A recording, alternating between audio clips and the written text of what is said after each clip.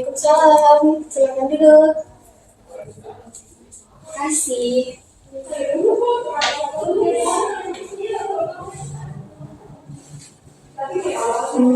Dengan siapa ini? Dengan Delviana. Delviana biasa dipanggil Delvi. Delviana biasa dipanggil ini saya mau bertanya, Kak Delvi ini kelas berapa? Sekarang kelas 1 SMA. Kelas 1 SMA. Jadi untuk kesehariannya bagaimana? Kesehariannya itu biasa kalau pulang sekolah itu cuman kebanyakan rebahan di kos. Rebahan di kos? Paling kalau lapar baru keluar cek makan. Tidak ada aktivitas lain selain itu, Pak? Kalau aktivitas lain itu biasa kalau dipanggil teman keluar itu kayak kumpul-kumpul gitu baru keluar kos. Kalau misalnya tidak ada yang panggil jalan-jalan atau kumpul-kumpul, biasa aktivitasnya cuma dalam kos terus, rebahan nonton TikTok. Kalau ada tugas ya dikerja. Jadi bagaimana kesehariannya di sekolah, baik atau bagaimana? Alhamdulillah lancar-lancar saja. Oke. Mungkin tujuannya ke sini apa? Tujuannya ke sini itu ya untuk melakukan konseling. Melakukan konseling. Jadi sudah pernah melakukan konseling sebelumnya? Belum. Oke. Jadi di sini Ibu akan menjelaskan sedikit tentang apa itu konseling, karena di sini kan juga datangnya hanya sendiri, maka ini kita akan melakukan proses konseling individu. Nah, konseling individu itu adalah di mana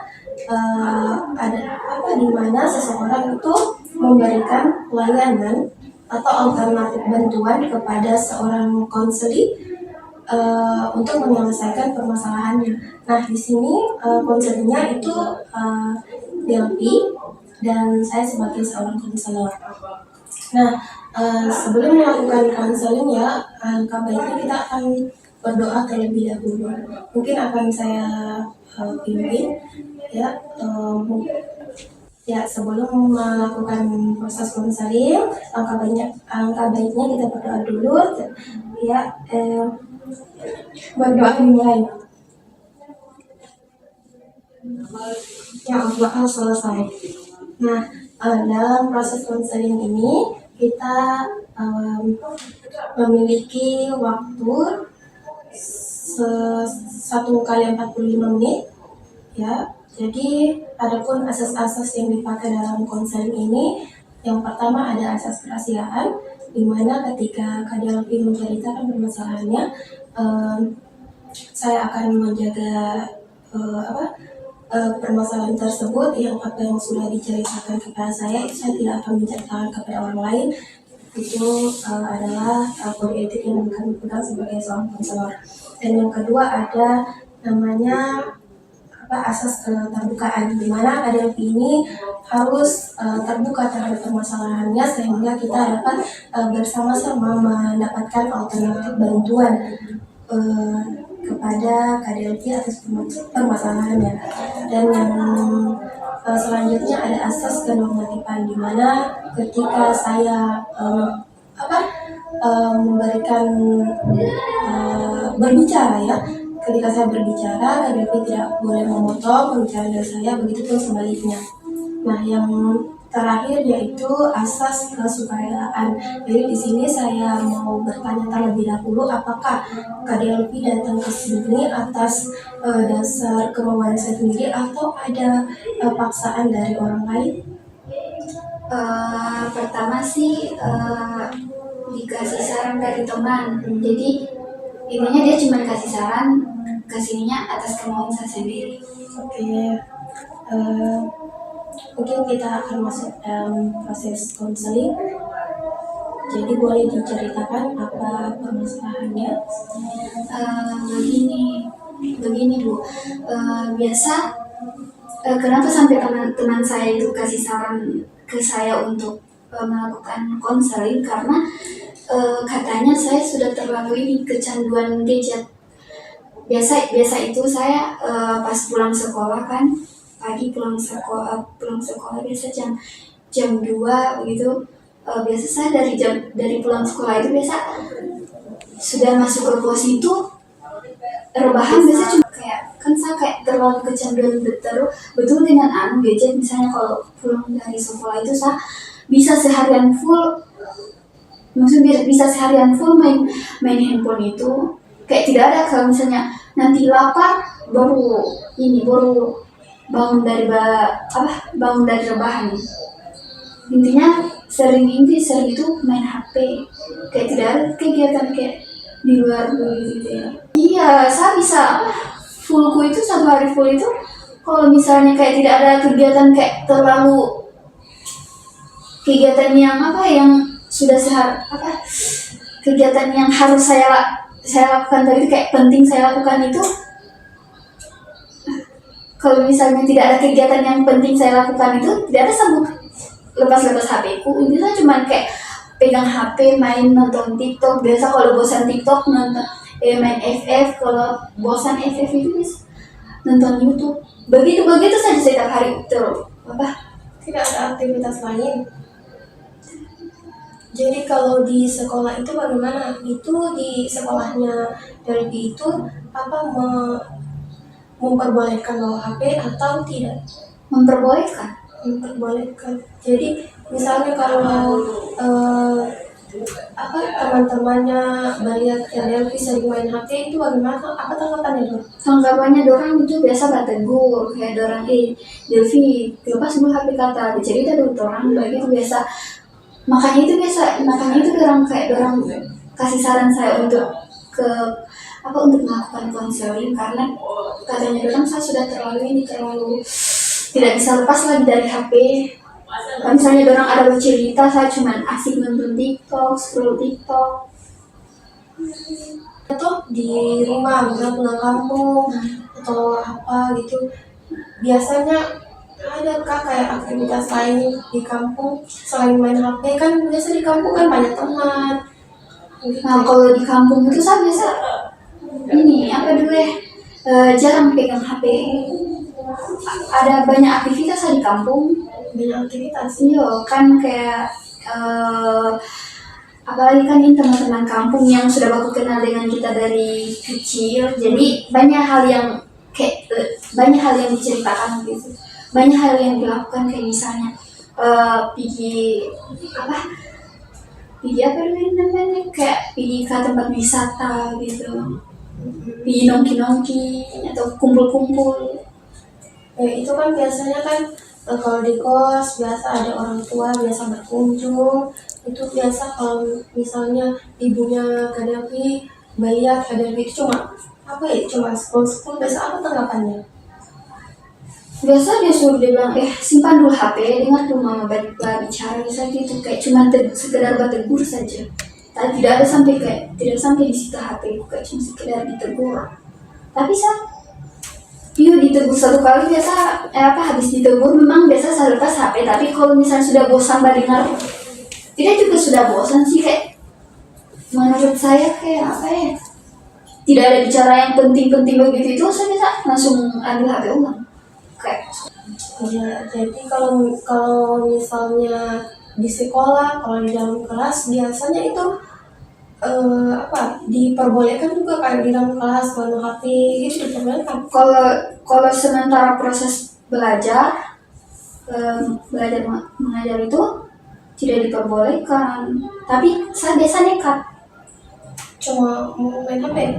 Tapi biasa saya nekat main HP, scroll TikTok kalau sembunyi di bawah meja gitu. Maksudnya HP-nya itu ditaruh di bawah meja, terus biasa kadang pandangannya kita itu sesekali ke HP, sesekali ke dengar itu ibu bajelaskan, dari itu guru.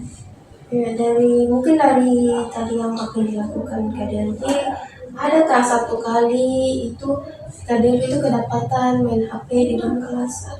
Kedapatan sampai itu pasti ditahu saya bermain HP pas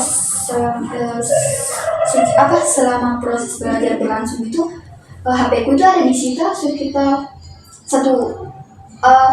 disita itu nanti diambil pas ini pulang sekolah. Pas pulang sekolah tidak ada ganjaran lain ke apa? Hanya itu hanya Cuma diambil. disita. Baru dikembalikan pas pulang sekolah. Terus apa? Apa yang biasa di apa dikatakan gurumu gitu ya, tentang kenapa kau begini terus gitu. Kan baru itu ketahuan, belum Kan misalnya bilang, kenapa kau ini cuma apa main HP terus di dalam kelas, memang tidak memperhatikan saya gitu. Apa tanggapannya kira-kira? paling ini saya bohong biasa. Saya bilang biasa ada pesan penting dari orang tua gitu, padahal aslinya main TikTok. Asalnya main TikTok. Jadi aplikasi apa semua yang biasa digunakan di HP gadget? TikTok, Instagram, YouTube, game online, Free Fire, Facebook, WhatsApp. Yang paling sering itu Instagram, TikTok, apalagi TikTok. TikTok itu paling sering, sama game online, Free Fire. Biasa di TikTok apa yang dilihat? Ya, random. Kayak video-video yang gitu. Tidak ada kayak pembelajaran Aku lebih malas. Maksudnya itu kayak malas. kan TikTok itu kan hiburan, bukan, maksudnya TikTok kan bisa apa jadikan ini hiburan. Pernahkah KDLP itu memakai gadget itu untuk hal-hal penting? Misalnya untuk pembelajaran lah. Pernah. Apa biasa dilakukan untuk apa?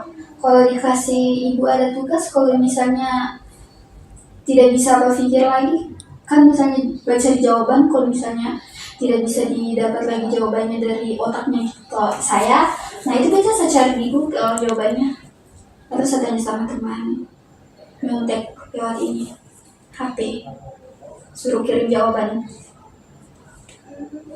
Ini kan Delphi tidak ada pengalaman mungkin dirundung atau apa sehingga Kak Delphi kayak hanya menghabiskan waktunya untuk di HP gitu. Pernah sih pas SMP kelas 2. Itu pernah dirundung. Itu Sebenarnya dirundung ini tidak secara langsung, kayak orang itu kayak apa ya, sama mungkin orang kayak tidak tujuannya orang bukan saya, tapi saya merasa gitu. Ini dirundungnya dalam apa ya, bentuk apa, mungkin ada namanya verbal, non verbal atau kata-kata berarti bisa nih. Bisa. Oke.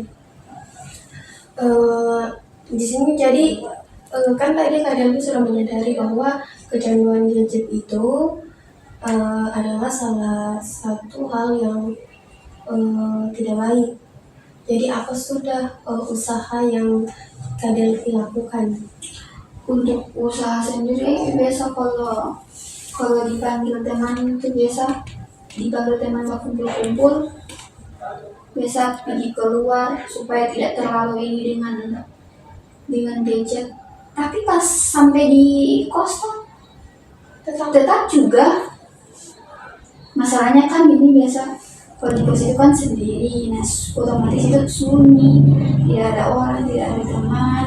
Ada teman kayak tetangga kos, tapi kan tidak kenal dengan kita. Jadi aktivitasnya itu biasa cuman kebanyakan main HP. Ada tidak kayak teman-teman dari kampung juga sekolah di sini itu bisa kayak Kak Delphi bisa bergabung di sana? Sekolah ada tapi jauh dari tempatnya. Jadi tidak pernah berkunjung ke sana? Bukan tidak pernah sih. Kayak nanti pas ada acara, ada apa namanya, kayak misalnya nanti pas ada orang misalnya ke sini ke kos dulu, ada acara atau ada yang makan gitu. Kalau misalnya dia dapat kiriman dari kampung, nah biasa itu dia panggil ke kosnya, biasa ke sana. Oke, baik. Mungkin dari alternatif tadi ada lagi yang alternatif mungkin yang yang dipakai tadi itu untuk mengurangi ini kecanduan gadgetnya. Eh, Kalau untuk saya sendiri baru itu sih, soalnya kan menurut saya kalau untuk mengurangi kecanduan gadget ini susah sekali ya Kak. Soalnya saya ini kayak sudah tidak bisa lepas lagi dari HP. Keseharianku itu kan cuma HP terus, nonton TikTok. Jadi di sini yang dapat ibu simpulkan dari permasalahannya KDLP itu sudah sangat sulit untuk terlepas dari HP-nya itu, dan juga kesehariannya KDLP itu lebih banyak ke gadgetnya, ya mungkin dari pulang sekolah, malam juga begitu. Bahkan di hari-hari libur juga kalau tidak ada aktivitas lain juga menggunakan gadget. Nah itu, dan alternatif yang bantuan yang sudah dipakai KDLP untuk mengurangi kecanduan gadget itu juga tidak berhasil. Ya, di sini ibu ada video terkait dampak penggunaan gadget secara berlebihan. Mungkin bisa lebih nonton di sini supaya kalian bisa sadar bahaya atau dampak dari penggunaan gadget sendiri.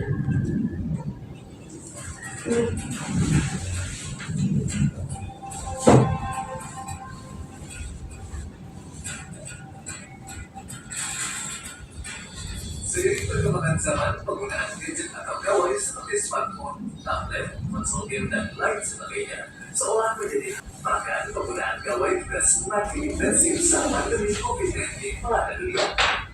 Mulai dari mencari informasi di internet, belajar dari berinteraksi melalui aplikasi chat, hingga sebagai sarana hiburan. Meski banyak membantu aktivitas manusia, dampak negatif penggunaan gawai juga masih menjadi perdebatan. Khususnya ketika gawai menjadi alat yang digunakan oleh anak-anak usia dini hingga remaja. Wih, lagi main nih. Udah nggak ada ya melihat anak-anak sekolah zaman sekarang nih sibuk sama apa-nya sendiri, entah itu main game, nonton video, dan banyak anak-anak usia dini itu udah ada yang udah teman sama gadget, padahal mereka lagi di FPS lah yang banyak fasilitas bermainnya. Nah, ini masih jadi perdebatan nih di antara kalangan orang tua tentang sebenarnya penggunaan gadget itu adalah hal positif atau justru negatif. Tapi di balik itu semua, yang paling penting adalah gimana caranya bagi orang tua untuk bisa mengurangi dampak negatif dari penggunaan gadget oleh anak. Usai ya. Setuju ya kalau untuk anak-anak pegang gadget, apalagi untuk menghibur anak-anak kecil gitu. Kalau ada juga sisi positifnya sih kalau buat gadget tuh untuk bahkan dari usia prasekolah, tapi anak justru punya pemahaman dan wawasan pengetahuan yang lebih luas loh. Peran orang tua menjadi semakin sentral di era digital seperti saat ini seiring adanya dampak negatif dari penggunaan gawai yang sudah dilihat tadi di videonya. Ya, oke. Mungkin tadi dampak dari penggunaan gadget ya. Di sini juga tadi sudah ada dampak atau bahaya dari penggunaan gadget sendiri. Ya, jadi di sini Ibu akan memberikan beberapa tips untuk mengurangi kecanduan gadget. Yang pertama, coba perbanyak bersosialisasi dengan teman atau orang-orang di sekitar. Itu juga dapat mengurangi KDLP untuk menggunakan gadget. Jadi bersosialisasi dengan teman, coba cari aktivitas lain yang lebih bermanfaat dari menggunakan gadget. Oke, yang kedua coba buatkan jadwal gitu. Buatkan jadwal misalnya nih misalnya kalau pulang sekolah saya hanya menggunakan menggunakan gadget hanya sekitar 30 menit gitu. Baru malam juga batasi waktu, misalnya itu kan tidur jam 10, Ya, di jam 10 itu Kak Delvi sudah tidak lagi menggunakan gadget gitu ya. Jadi kalau misalnya malam coba hanya berikan waktu Kak Delvi itu untuk menggunakan gadget hanya 30 menit. Nah gitu, pokoknya buatkan jadwal untuk Kak Delvi untuk menggunakan gadget.